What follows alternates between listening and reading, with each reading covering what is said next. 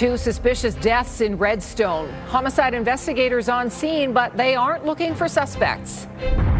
Plus, the PM sits down with Western premiers. We don't always agree on everything, but I think we've got a really solid base to start on it. Though no progress to report on a new pipeline. That there is no proponent, that there's no money for it. And a husband-wife doctor duo heading to the Olympics. We do lean on each other a lot for support and medical information. No, never would I have thought that we would be doing this at the same time in the same games. The two Calgary physicians looking after all of Canada's hockey players in Italy. CTV Calgary, local breaking news with Tara Nelson. Hello and thank you for joining us. We begin with a developing story tonight. Just days after someone opened fire on a house in the northeast community of Redstone, police responded to another house just a couple of blocks away early this morning. It was reported as a disturbance. They found one person dead when they got there. The second died later, and police say it is considered suspicious. Tyson Fedor joins us from that community tonight. And Tyson, police are releasing very few details about these deaths.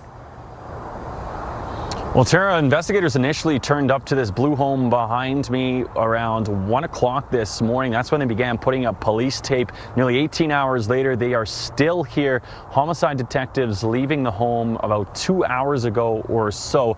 Now, when police were initially called to this home, they were called for that disturbance and found two people critically injured. Both are now dead. Police will not say who those people are, how old they were, and what the nature of their relationship was to one another, or even how they died. Now, investigators do say that those answers have not yet been made clear to them. Police are asking the public to refrain from any speculation here in this community around their deaths. Investigators are also saying they are not looking for any suspects either. Neighbors we spoke with who did not want to appear on camera say the home is rented out to 3 families. A next-door neighbor says she could see a body inside the home from their upstairs window. A shooting just 2 blocks away over the weekend related to an extortion case has investigators trying to determine whether the two are connected. We've been speaking with our alert counterparts all day on this particular file, and we realize that community sentiment is definitely one of concern right now, given the proximity of the two incidents. We cannot conclusively rule out the two incidents are related or not related, but that'll become part of the investigation. Now, this home is located on Redstone Park Northeast and Redstone Street here in the Northeast. Autopsies are scheduled for both people tomorrow. Officers with Calgary Police Service say there is no risk to the public at this time, and anyone with information is asked to call them or Crime Stoppers. Tara? Tyson Fedor reporting. Tyson, thank you. Law enforcement leaders from several provincial jurisdictions, including here in Alberta, will meet in the coming weeks to address an escalating wave of violent extortion incidents targeting South Asian communities. Camilla DiGiuseppe joins us with more. And Cam, the issues of extortion and threats and violence were discussed at meetings in Ottawa today. Tara, BC's Premier David Eby met with the federal public safety minister to discuss the growing crisis plaguing several communities. He says he wants to see more policing resources involved and ensure law enforcement agencies work together more seamlessly. Year to date, Surrey, BC is already facing 36 extortion-related incidents. And last night, Surrey City Council voted unanimously to declare a state of emergency demanding federal help. After meeting in Ottawa today, BC's Premier announced that he and the Prime Minister have agreed to that within 2 weeks, police leadership from Alberta, BC, Manitoba and Ontario would meet with national police officials in Surrey. Calgary Police reiterated today at the Police Commission's meeting that since July, there have been 13 reported extortion attempts targeting the South Asian community. That includes this shooting at a home in Redstone over the weekend.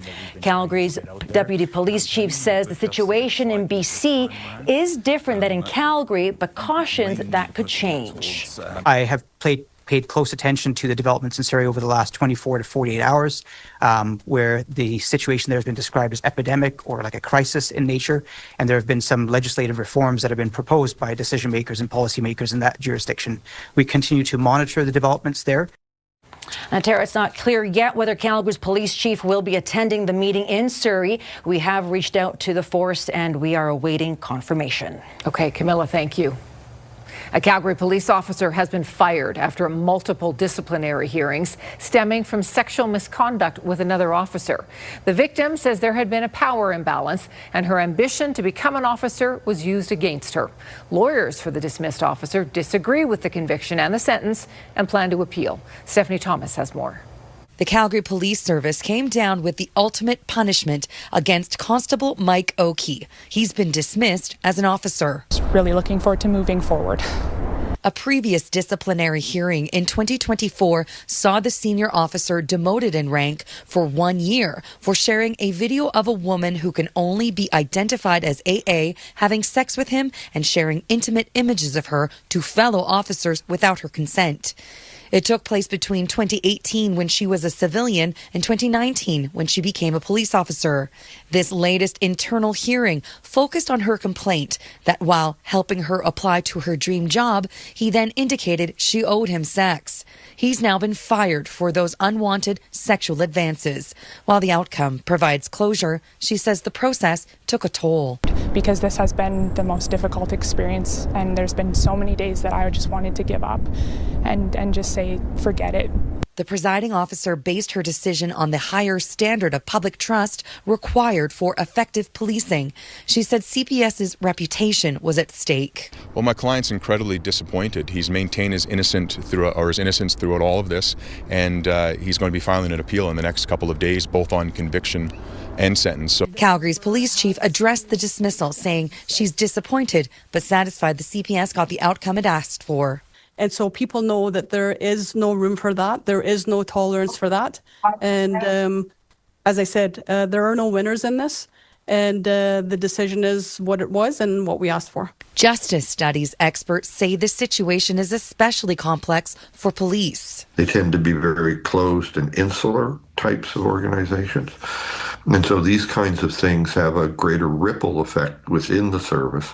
AA says she hopes her experience helps others. I stand for justice for myself, and for all the women and victims who will never have the opportunity to make it this far and to have their voices heard. And she wants CPS to continue to uphold accountability for its officers. An appeal would be heard by the Law Enforcement Review Board. Stephanie Thomas, CTV News, Calgary. The Calgary Police Service says Oakey remains off the service, relieved of duty without pay until the appeal period is over. He could seek to return to duty if an appeal is successful.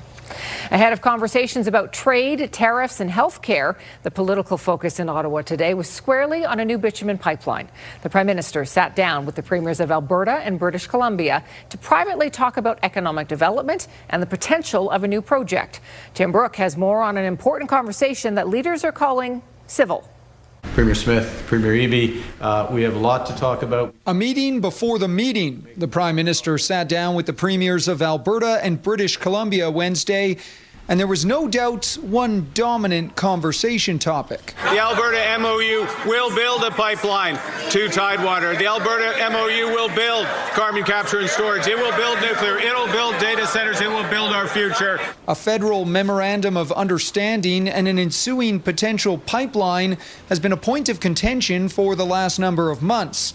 Alberta and Ottawa are on board, but the line has to run through BC. I underlined the crucial importance of engaging with First Nations through this process.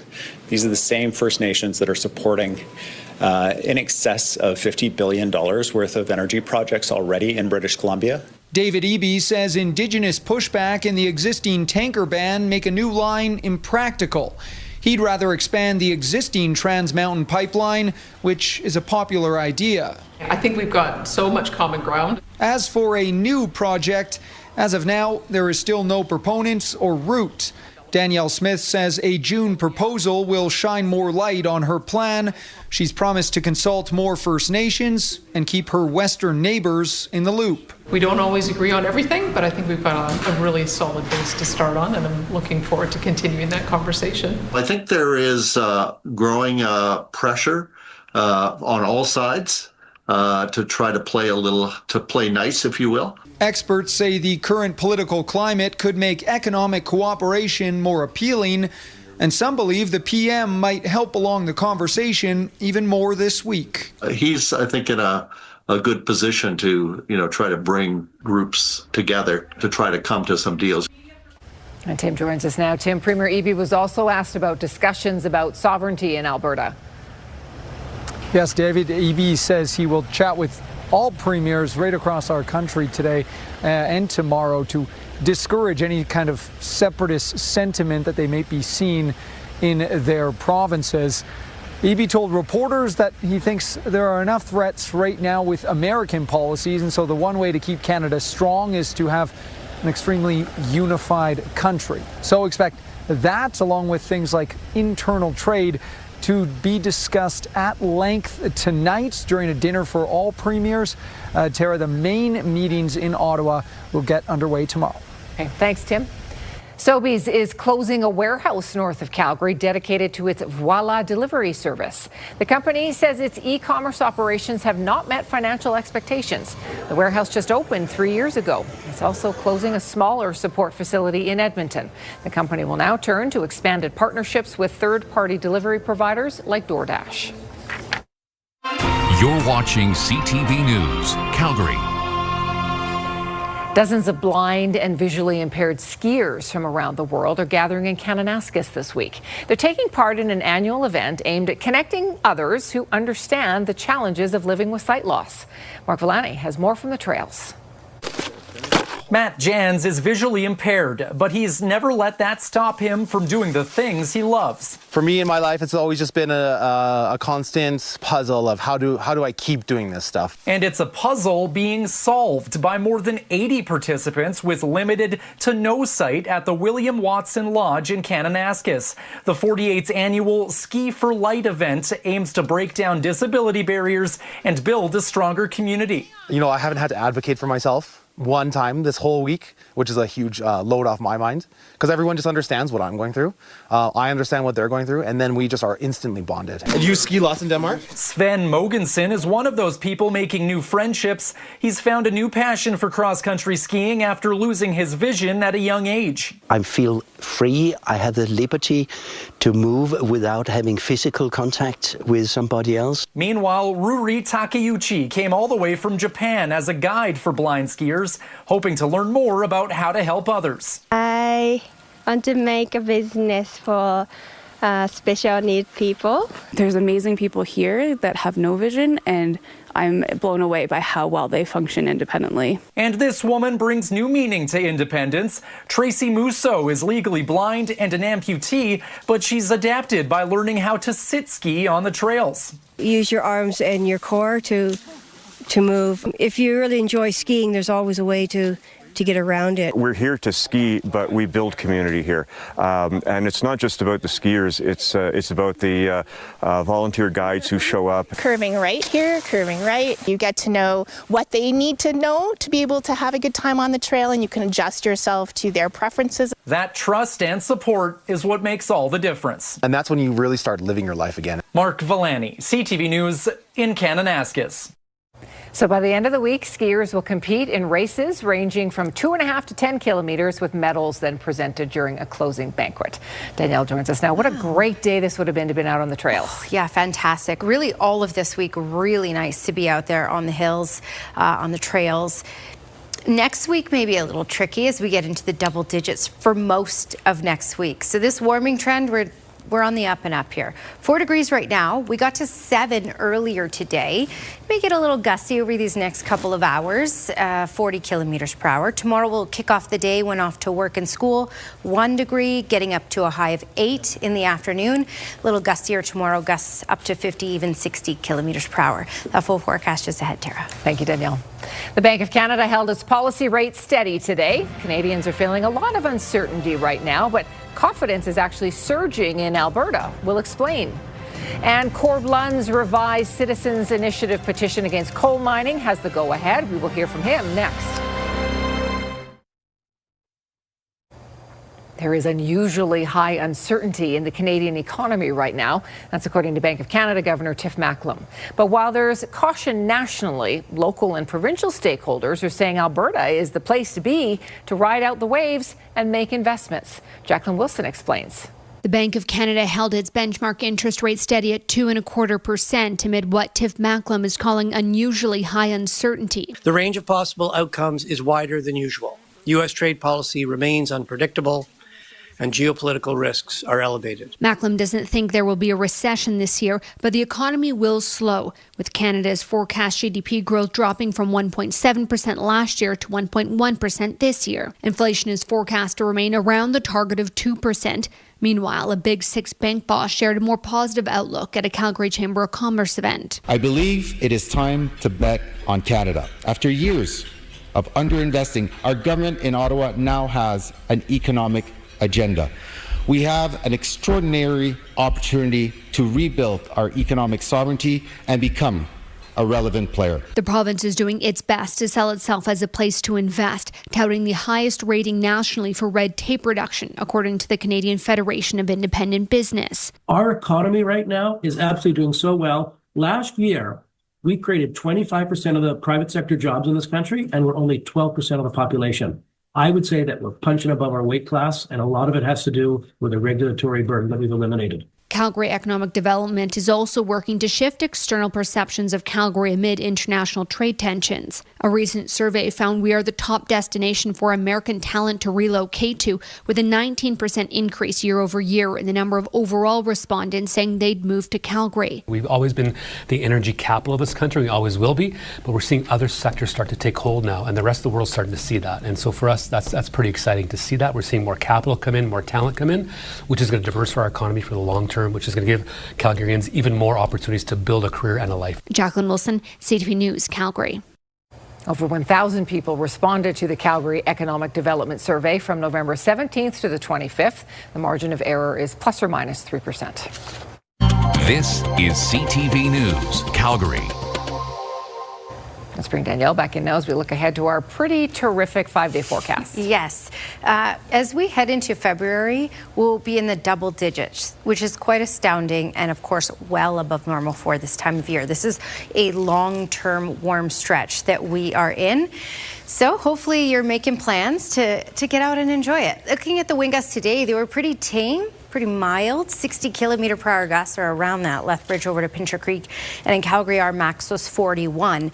Heading into tomorrow, we'll be around that 60 mark in this corridor here, and 50 to 60 for Calgary. So for the city, the winds are going to pick up a little bit tomorrow afternoon, but temperatures will get even warmer than what we had today. So today we had a high of 7 in the city. We're now at 4 as temperatures drop off for the day.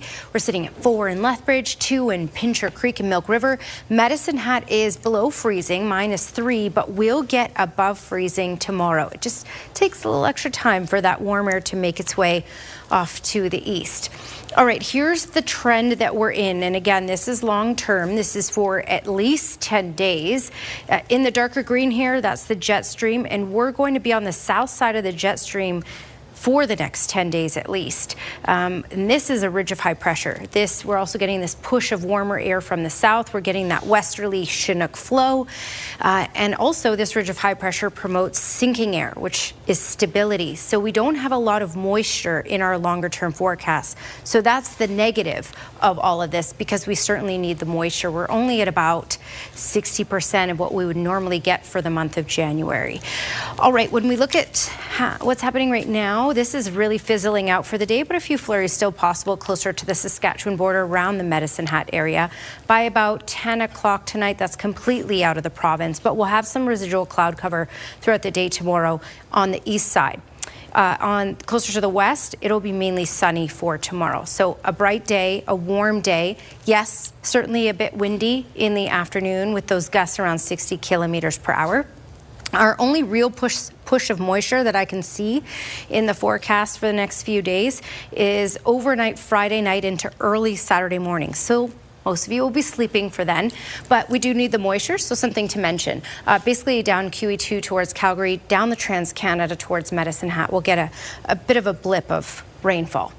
All right, Action Furnace 5-day forecast, 8 degrees for the next couple of days, 9 by Saturday and Monday as well, looking at a high of 9. And then when you look at that longer range forecast, most of next week, as you can see here, our daytime highs will be in the plus double digits. Tara. Wow, thank you, Danielle. People who want to stop new coal mining projects on the eastern slopes of the Rockies are getting a second chance at a petition.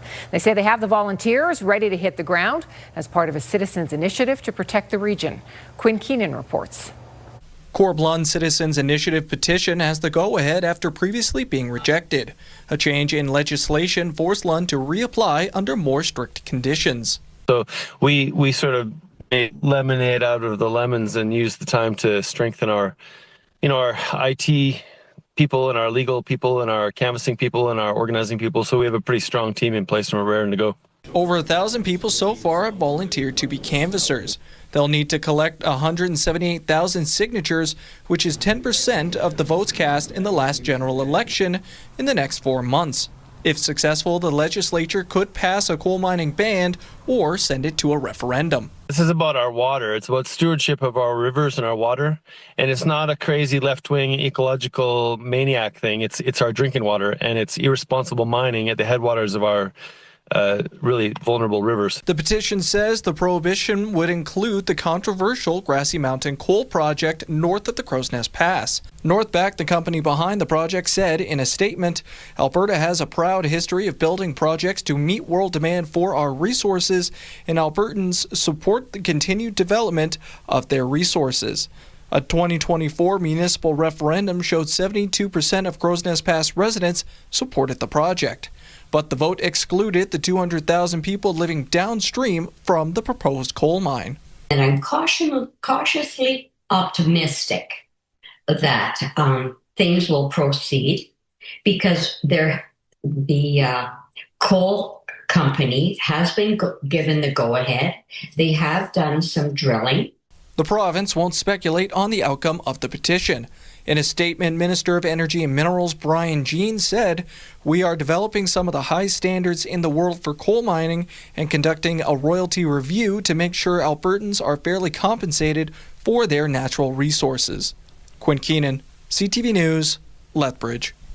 Canvassers are expected to be out within the next couple of weeks collecting signatures. It's a tough time for a woman grieving the loss of her fiancé, and she knows she is not alone. Now she's organizing an event for people to share stories about their loved ones. And a Calgary athlete is a chip off the old block, following in his dad's footsteps to the Olympic Games.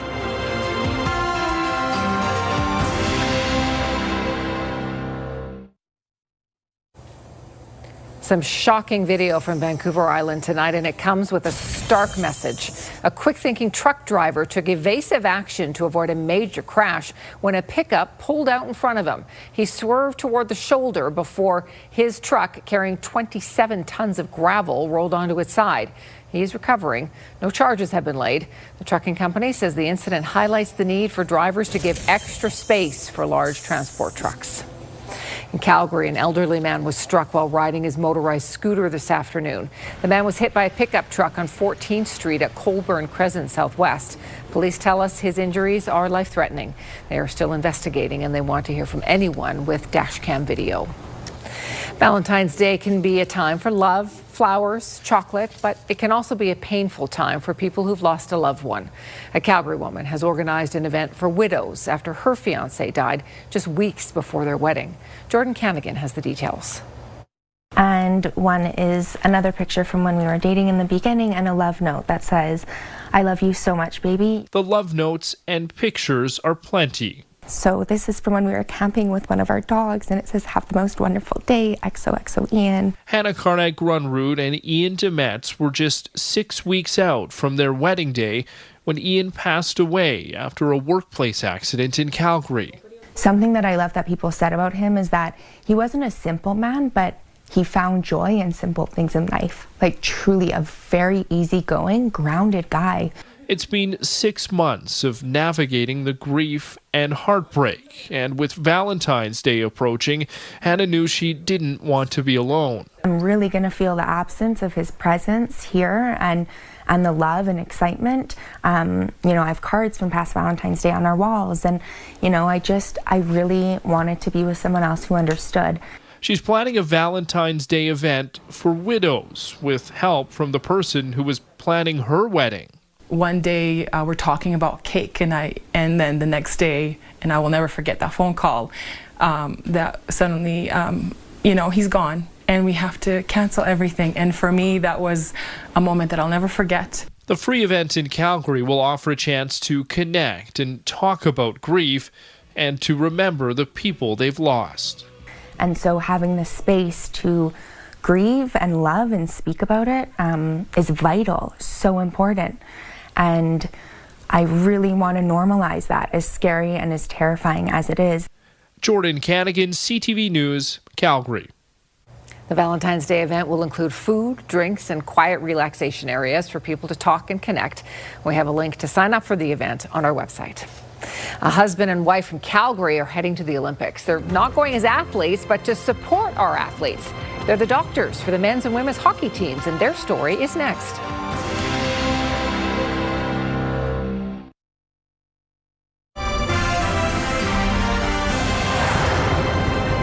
Two skiers have been selected to carry the Canadian flag at the 2026 Winter Olympic opening ceremonies. You have been selected as the flag bearer for the 2026 Milano Cortina Games.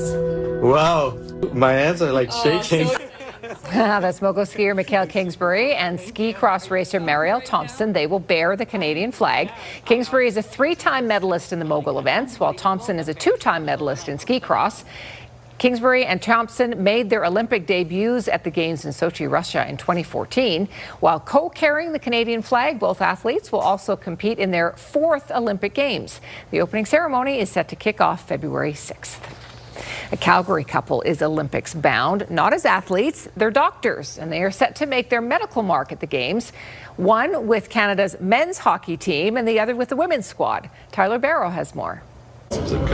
Flames forward Blake Coleman is on injured reserve, sidelined until after the Olympic break. The team's physician is working on him, but for Dr. Ian Auld, it's also warm-up ahead of the Games. It's starting to get real. I'm starting to get excited. Dr. Auld is the medical director with the Flames. He has also worked international tournaments for Hockey Canada over the past 22 years, including World Juniors, World Championships, pictured here with former Flame Dion Phaneuf, and last year's Four Nations Cup. Lucky to be where I am, and I worked hard for it, but it certainly is a privilege. It's a unique privilege his wife shares. Dr. Laura Benyon is already in Europe as Canada's women's hockey team's doctor. We've been at this journey independently, and so it's kind of really interesting that we've both ended up with our respective teams. The two met at the University of British Columbia's medical school in 1995, began dating during their residency in Calgary before marrying in 2003. Dr. Benyon has practiced family medicine but also has strong insight into sports medicine, working with Team Canada's women's programs. The environment and the culture around the women's hockey team is so positive. I love being around people who are at the top of their game. This will be their first Olympics. Heading the health of large squads, they know an entire country is counting on these teams. The couple is also counting on each other. We bounce things off each other all the time, and it's really comforting to know that. I hope to be sitting in the stands of the gold medal women's game, and I'll probably be more happy if she wins than if I win. I mean, of course, I want our guys to win, but I wish success for her. The women's team's first game is against Finland Thursday, February 5th, while the men kick off the tournament Thursday, February 12th versus Czechia. Tyler Barrow, CTV News, Calgary. So the couple's oldest son plays junior hockey in Saskatchewan, so he won't be able to go over to the Games, but their daughter, who's in grade 11, will be joining them in Italy. That is amazing. I love that story. It's great. Yeah. Fantastic. All right. Well, if your kids or your grandkids were choosing their favorite family member, do you know who it would be?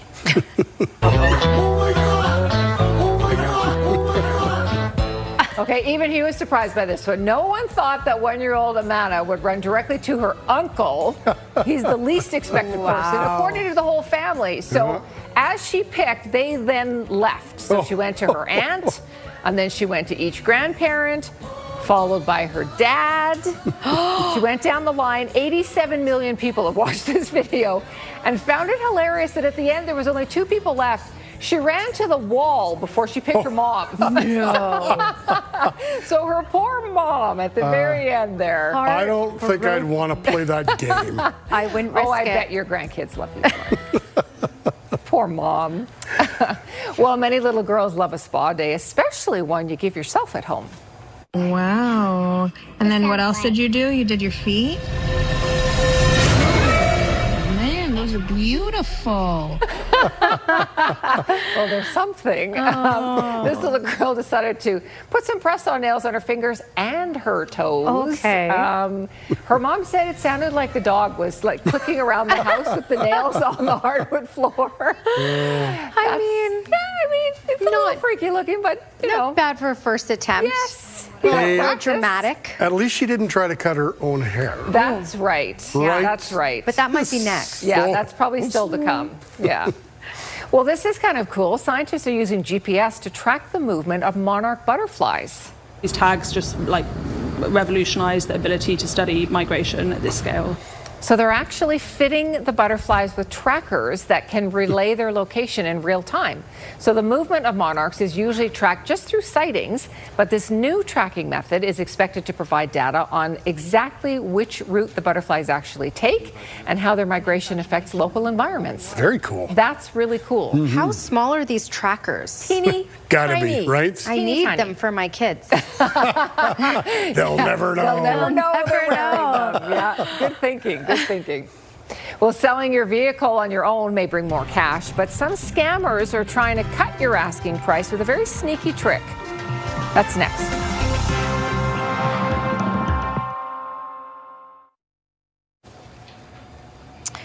Well, it's been a toasty day today, and we're just getting started. Get ready for some real warmth coming up here in the longer range forecast.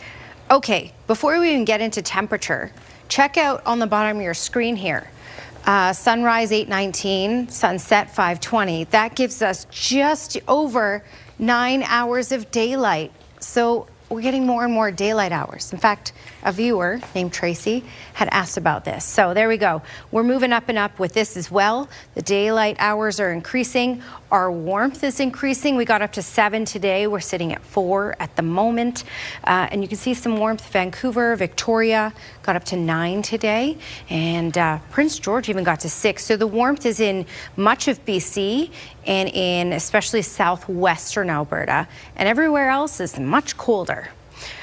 All right, nothing going on satellite and radar other than this little bit here, and this is fizzling out for the night. Your Action Furnace 24-hour forecast.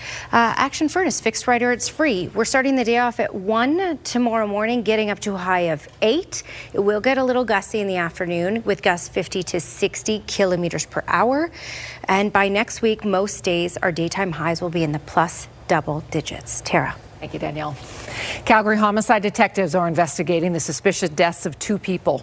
Their deaths followed a disturbance in a home in the northeast community of Redstone. Police say they are not looking for any suspects.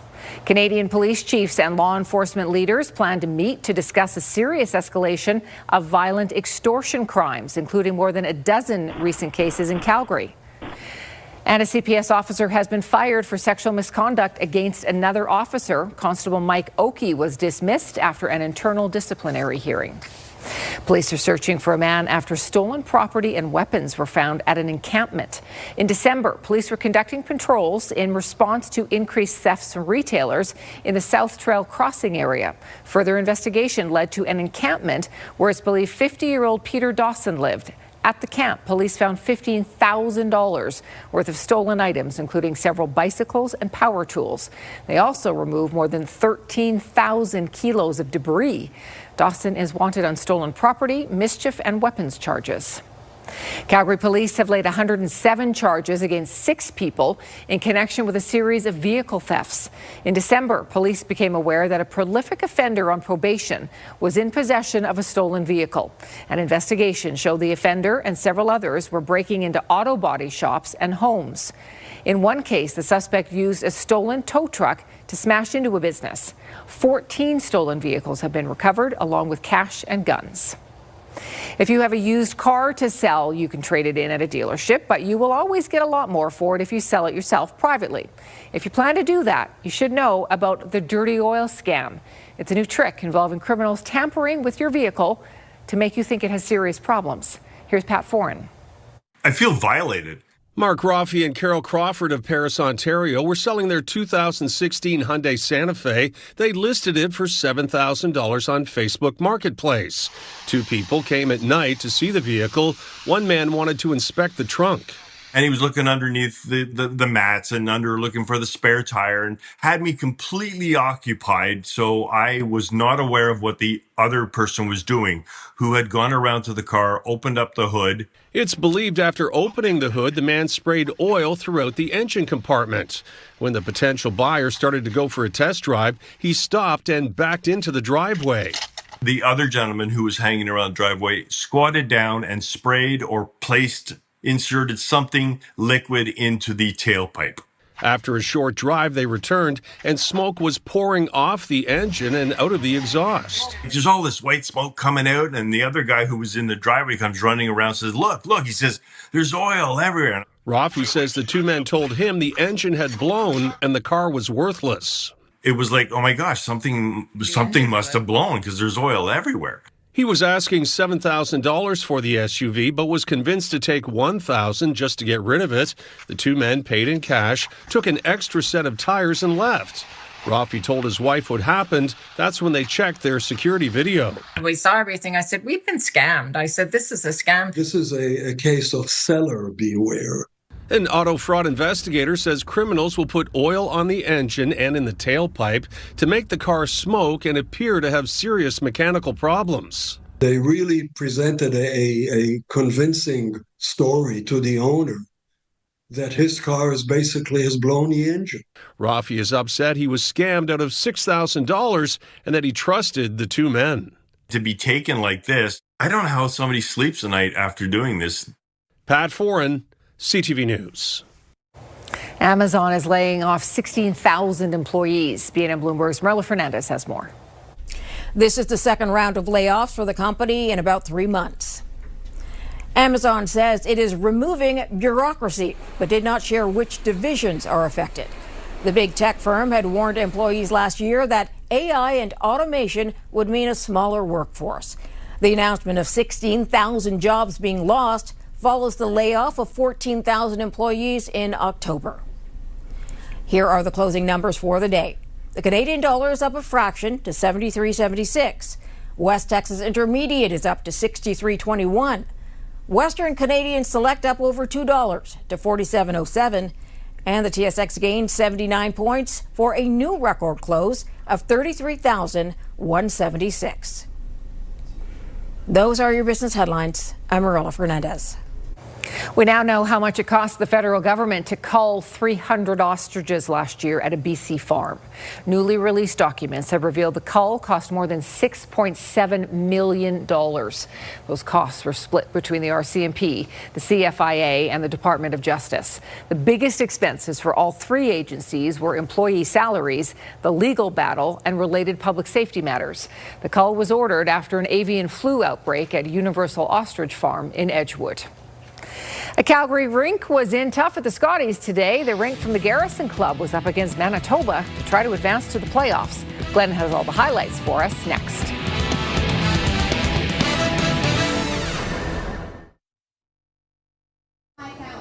The World Cup of Soccer trophy is coming to Calgary. The trophy's on a world tour right now. It was in Indonesia last week. It comes to Calgary on April 12th. Starting tomorrow, you'll be able to register for a chance to see that 18-karat gold trophy. Details will be at coca-cola.com. Canada will co-host the World Cup with the U.S. and Mexico starting in June.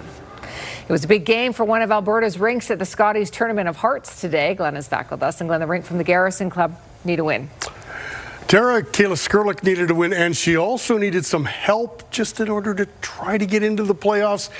But not an easy task as they went up against Manitoba, who were in first place in Pool B with a perfect 5-0 record. Let's pick it up in the sixth then. Skurlik with a 2-1 lead, but they're in all kinds of trouble. Skurlik looking for the run back to get some of the yellow out of the house, but all she gets is one. So Beth Peterson's rink with a chance for 4. Kelsey Calvert throwing the skip stones, looking for the draw for 4, but she wrecks on the guard. Still, it's 3 for Manitoba and a 4-2 lead. 10th then, Manitoba with a 6-4 lead.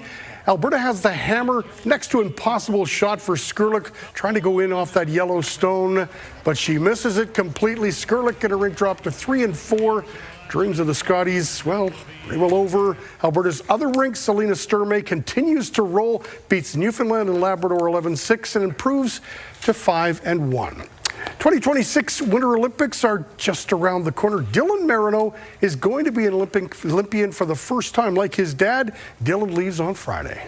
One final hit the left side, double 12, and Dylan Marino puts it down. Dylan Marino is going to his first Winter Olympic Games. The 27-year-old qualified in freestyle skiing halfpipe. Amazing. It was the best feeling in the world. I've been working for it ever since I was a kid, basically. Dylan is following in his father's footsteps as far as the Olympics go. Dennis Marino represented Canada at the 1992 Games in Albertville, France. People always ask me, why didn't you go down the bobsled route? And the bobsled sport has changed a lot. They're a lot bigger now. And I definitely got my mom's traits, quite small, and it would have never worked. With the down the pipe 540, the axis and the amplitude. Even though they don't compete in the same sport, Dylan says he learned a lot from his dad through the years. It definitely wasn't technical stuff, obviously, because I had my own coaches for that. It was more a lot of the mental stuff, like prepping and like getting your mind ready for competing and always looking past obstacles and kind of stuff like that. Dennis is actually going to be in Milano Cortina for the Games as well. He's a bobsled coach for Team USA. It'll actually be quite emotional, hopefully, because, I haven't seen him since Christmas for 4 days. And then before that, I haven't seen him since September. And so he is definitely going to move mountains to come and see me compete. Dylan says the goal is to go and have fun. If he comes home with a medal, even better. Dylan and I were laughing that I actually interviewed his dad way back in the day. Yeah, showing the age a little bit, I guess. How's that even possible, Glenn? Come on, you haven't been doing it that long. You don't look a day older. That's pretty cool to be at the Olympics with your dad, though. Oh, for sure. Awesome. Yeah. Well, nice forecast ahead, Danielle. Sure is, yeah. Barbecuing weather, patio weather. What else? Hiking you could ski for a little bit. Might get a little sticky out there, though. 8 degrees for Thursday and Friday, gusts around 50 to 60 kilometers per hour. So, windy in the afternoon.